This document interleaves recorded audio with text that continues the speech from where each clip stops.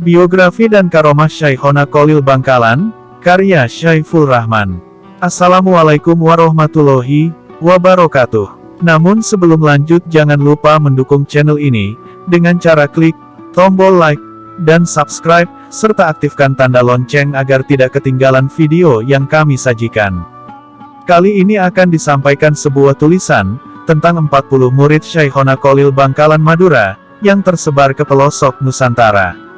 Yang bersumber dari buku, Surat kepada Anjing Hitam.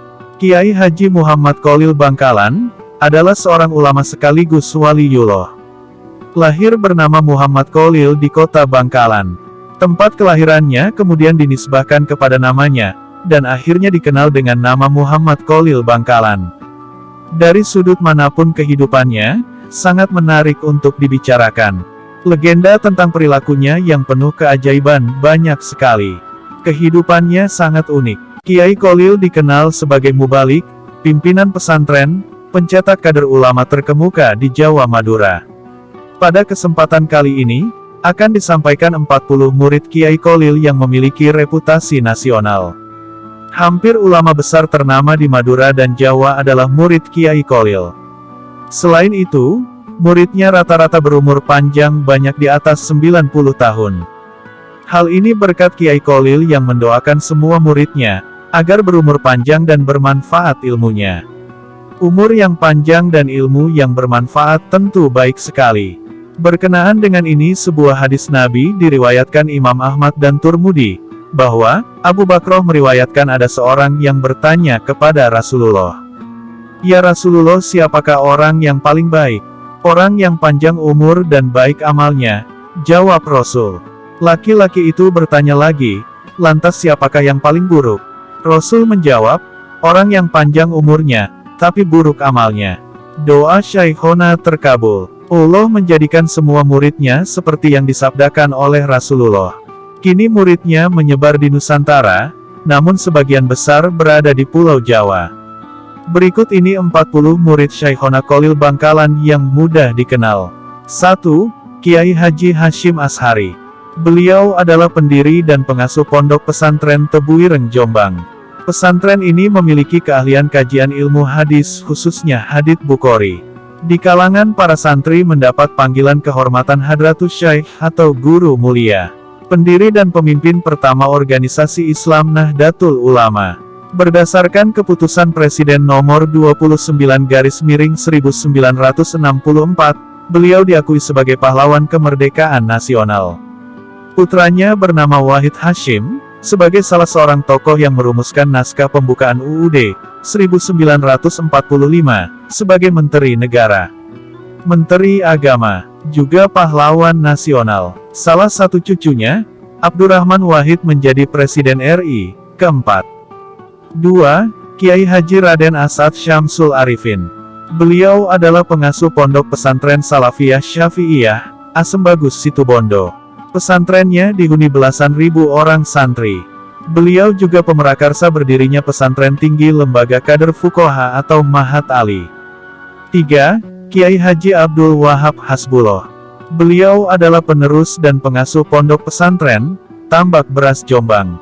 Tokoh utama terbentuknya NU, pendiri Nahdlatul Wathon, kebangkitan tanah air. Juga sebagai pelopor diskusi para cendekiawan Taswirul Afkar. Beliau juga mantan Rois Am NU, kedua, setelah Kiai Haji Hashim Ashari. 4. Kiai Haji Bisri Sansuri. Beliau adalah pendiri dan pengasuh pesantren Mambaul Marif, Denanyar Jombang. Pendiri Syarikat Islam, Cabang Mekah. Dan juga mantan Rois Am NU, ketiga, setelah Kiai Haji Wahab Hasbullah. 5. Kiai Haji Maksum Lasem. Beliau adalah pendiri dan pengasuh pesantren Al-Hidayah, Lasem Rembang. Seorang kiai yang konservatif dengan wawasan luas dan mendalam. Dikenal sangat ketat dalam menerapkan hukum Islam. 6. Kiai Haji Bisri Mustafa. Beliau adalah pendiri dan pengasuh pesantren Raudatut Tholibin Rembang. Beliau dikenal sebagai mufassir Al-Quran. Kitab tafsirnya dapat dibaca sampai sekarang. Berjudul Al-Ubairis, Fi Tafsiri Garoibul Quran Al-Aziz. Sebanyak 30 jilid tebal, berhuruf Jawa Pegon. 7. Kiai Haji Muhammad Sidik. Beliau adalah pendiri dan pengasuh pesantren Sidikiyah, Jember. Ketika Sidik nyantri pada Kiai Kholil, pernah menimba air sumur yang berisi berlian. Lalu Sidik berkata, "Bukan ini yang aku kehendaki. Aku hanya ingin semua keturunanku menjadi orang yang mulia." Sambil mengembalikan semua berlian ke dalam sumur. Selesai menimba ilmu, Kiai Kholil menyuruh Sidik menempati daerah Jember. Kelak nama kota tersebut dikenal dengan nama Jember. 8. Kiai Haji Muhammad Hasan Genggong. Beliau adalah pendiri dan pengasuh pondok pesantren Zainul Hasan, Genggong. Pesantren ini memiliki ribuan santri dari seluruh penjuru Indonesia. Pendidikan umum mendapat porsi sama dengan ilmu agama. Keberadaan Universitas Zainul Hasan sebagai bukti hal ini. 9. Kiai Haji Zaini Munim. Beliau adalah pendiri dan pengasuh pesantren Nurul Jadid Paiton. Pesantren ini juga tergolong besar, memiliki ribuan santri, dan sebuah universitas yang cukup megah. Pendidikan Mar'atus Sholihah cukup mendapat perhatian di pesantren ini. 10. Kiai Haji Abdullah Mubarak. Beliau adalah pendiri dan pengasuh pondok pesantren Suryalaya, Tasikmalaya. Pesantren Suryalaya kini dikenal juga menampung pengobatan penderita narkoba. Putranya bernama Kiai Haji Sohibul Wafa, Tajul Arifin. Dikenal dengan sebutan Aba Anom. Sebagai mursyid Qadiriyah wa Naqsyabandiyah, tersepuh di Indonesia saat ini.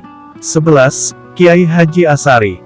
Beliau adalah pendiri dan pengasuh pondok pesantren Darut Tolabah, Wonosari Bondowoso. Gambaran seorang kiai yang sangat dekat dengan rakyat. Sering silaturahmi kepada orang awam tanpa harus diundang. 12. Kiai Haji Abi Sujak. Beliau adalah pendiri dan pengasuh pesantren Asta Tinggi, Kebun Agung Sumeneb. Letak pesantren ini berada di tempat yang sangat tinggi dan indah sekali. Suasana salaf masih dipertahankan sampai sekarang. 13. Kiai Haji Abdul Aziz Ali Wafa. Beliau adalah pendiri dan pengasuh pesantren Bustanul Ulum, Tempurejo, Jember. Pesantren ini mempunyai ciri khas yang tersendiri, yaitu keahliannya tentang ilmu Nahwu dan Shorof. 14. Kiai Haji Raden Syamsul Arifin. Beliau adalah pendiri dan pengasuh pesantren Salafiyah Safi'iyah, Asem Bagus Situbondo. Kiai Syamsul seorang yang sangat zuhud terhadap dunia. 15. Kiai Haji Maskur. Beliau banyak berkiprah di bidang politik dan kenegaraan. Pernah menjadi Panglima Sabilillah, Ketua Umum PBNU, Menteri Agama. Dr. Ruslan Abdul Ghani menilai, Kiai Haji Maskur seorang negarawan karena selalu mengutamakan kepentingan negara dan bangsa, di atas kepentingan sendiri dan kelompok. 16. Kiai Haji Usmuni. Beliau adalah pendiri dan pengasuh pondok pesantren Al-Usmuni, Pandian, Sumeneb. Nampaknya Kiai Usmuni mewarisi karomah Kiai Kholil. Seringkali ucapan dan perilakunya menjadi fakta. Semasa muda beliau sering bertapa di Gua Pajudan, Pamekasan. 17. Kiai Haji Karimullah. Beliau adalah pendiri dan pengasuh pondok pesantren Taman, Bondowoso. Pesantren ini sekarang dikenal dengan pesantren Miftahul Ulum. Suasana salaf tetap dipertahankan di pesantren ini. 18. Kiai Haji Abdul Karim. Beliau adalah pendiri dan pengasuh pondok pesantren Lirboyo, Kediri. Seorang figur kiai yang selalu mengingat guru-gurunya. Menjelang wafatnya, ia selalu berucap, "Aku tulung dungakno ben diakoni santrin Mbah Kholil. Sebab aku golek ilmu turung balik, doakan aku mati diakui santrinya Kiai Kholil. Sebab sebelum balik aku sudah menuntut ilmu." 19. Kiai Haji Munawir. Beliau adalah pendiri dan pengasuh pondok pesantren Al-Munawir, Krapyak, Yogyakarta. Sebuah pesantren spesialis Al-Quran, baik bin Nador dengan melihat Al-Quran, maupun bil goib dengan hafalan seluruh Al-Quran. Selain itu, kajian Qiraatus Sab'ah juga diajarkan. Salah seorang keturunannya bernama Ahmad Warson Munawir mampu membuat kamus sebesar Kamus Munjid, berjudul Kamus Al-Munawir. Setebal lebih dari 1.500 halaman. 20. Kiai Haji Khozin. Beliau adalah pendiri dan pengasuh pondok pesantren Siwalan Panji Sidoarjo. Beliau adalah seorang santri yang sangat tawadu kepada siapa saja yang dianggap ulama. 21. Kiai Haji Nawawi bin Nur Hasan. Beliau adalah pengasuh pondok pesantren Sidogiri Pasuruan. Pesantren ini sangat berwibawa. Selain karena prinsip salaf tetap dipegang teguh, juga sangat hati-hati dalam menerima sumbangan. Seringkali menolak sumbangan kalau patut diduga terdapat subhat. 22. Kiai Haji Abdullah Fakih bin Umar. Beliau adalah pendiri dan pengasuh pondok pesantren Cemoro Merogo Jampi. Hafiz Al-Quran dan banyak memiliki karomah. 23. Kiai Haji Yasin bin Rois. Beliau adalah pendiri dan pengasuh pondok pesantren Suniyah, Pasuruan. Karena ketekunannya beribadah, Kiai Kholil Bangkalan menjuluki malaikat dunia. 24. Kiai Haji Tolha Rowi. Beliau adalah penerus pondok pesantren Sumur Nangka, Modung, yang dirintis ayahnya, Kiai Haji Muhammad Rowi yang juga murid Syaikhona Kholil. Tolha Rowi adalah murid yang mendampingi detik-detik wafatnya sang guru.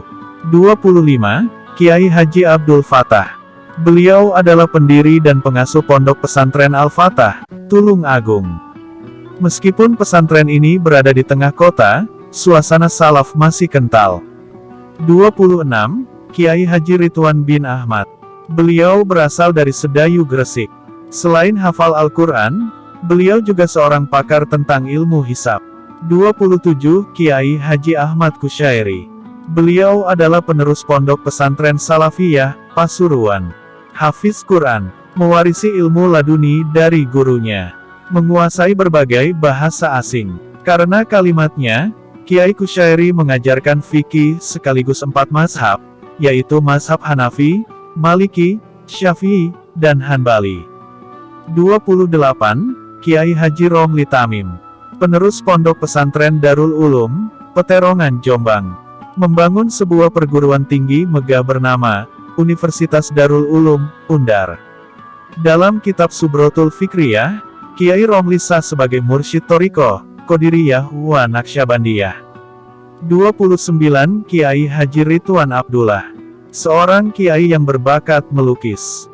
Pencipta lambang NU, di kalangan organisasi ini dikenal 3 serangkai, yaitu Kiai Wahab Hasbullah, sebagai pendirinya, Kiai Alwi Abdul Aziz, sebagai pencipta nama, dan Kiai Ridwan, sebagai pencipta lambangnya.